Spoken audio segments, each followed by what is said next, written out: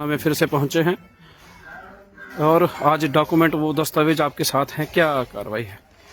देखिए आज यहाँ पे जो पुलिस स्टेशन है यहाँ पे बुलाया गया है, जैसे कि रोज़ बुलाया जा रहा है। और जो इन्होंने दस्तावेज मांगे हैं वो पहले भी दिए हैं, अभी आज फिर से इन्होंने मांगे, उन दस्तावेज़ों को भी लेके आया हूँ। जो भी डॉक्यूमेंट्स इनको चाहिए वो प्रोवाइड कर रहे हैं और पूरा जो भी इनकी पूछताछ है उसमें सहयोग कर रहे हैं।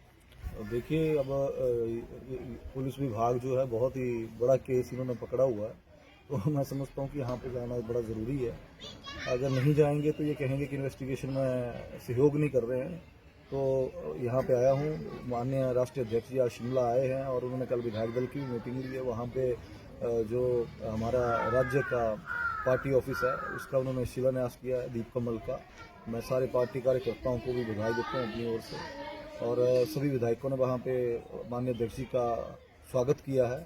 ये सौभाग्य की बात है कि प्रदेश में हमें, इस छोटे से प्रदेश से हमें इतने राष्ट्र को जो पूरी भारतीय जनता पार्टी के नेता हैं वो मिले हैं, और सभी उनके जो पूछा जाता है ये विषय में कोई मीडिया में तो बोल नहीं सकता, लेकिन जो पूछा जाता है वो उनको जवाब दे दिया जाता है।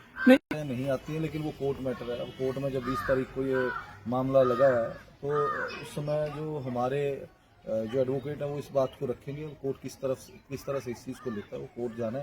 लेकिन मैं समझता हूँ कि जो ये मामला है ये माइनिंग विभाग का मामला है। अगर माइनिंग विभाग तय करेगा कि इलीगल माइनिंग हुई है कि नहीं हुई है, वो पुलिस तय नहीं करेगी।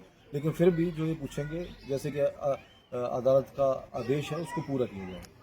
नहीं जी, वो उन्होंने आज दिन तक कोई नोटिस नहीं दिया है, ना उन्होंने कभी मुझे कहा है कि किसी प्रकार का। नहीं तो ऐसा होता है कि लीगल माइनिंग का नोटिस दिया जाता है या वहाँ पे आके मौके पे चीज़ें देखी जाती हैं। जब क्रशर ही 2024 से बंद है और उससे पहले का उन्होंने निकाला है तो वो बताएं। अब मुझे नोटिस देंगे, मैं उसका जवाब दूंगा, जबकि इस प्रकार का कोई काम किया ही नहीं है।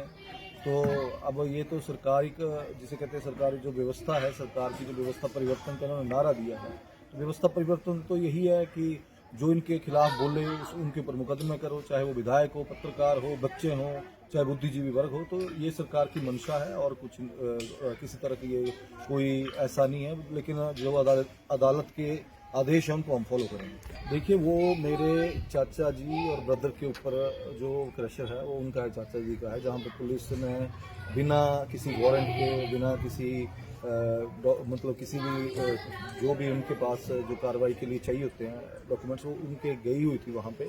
और हमने वो कंप्लेंट मेरे चाचा जी ने डीजी महोदय को लिखी थी, अदालत में भी वो हम उसको लेके गए हैं कि जो ये पुलिस ऑफिसर हैं जिन्होंने वहाँ पे चीज़ें उठाई हैं, वहाँ पे CCTV फुटेज जिसमें वो हार्ड ड्राइव में थी उनको उठा के ले गए, विदाउट एनी सीज मेमो ले गए, वो सब चीज़ें हमने उठाई हैं। अब देखते हैं उसमें अभी कार्रवाई होती है नहीं होती है, आने वाले समय में वो भी अदालत डिसाइड करेगी।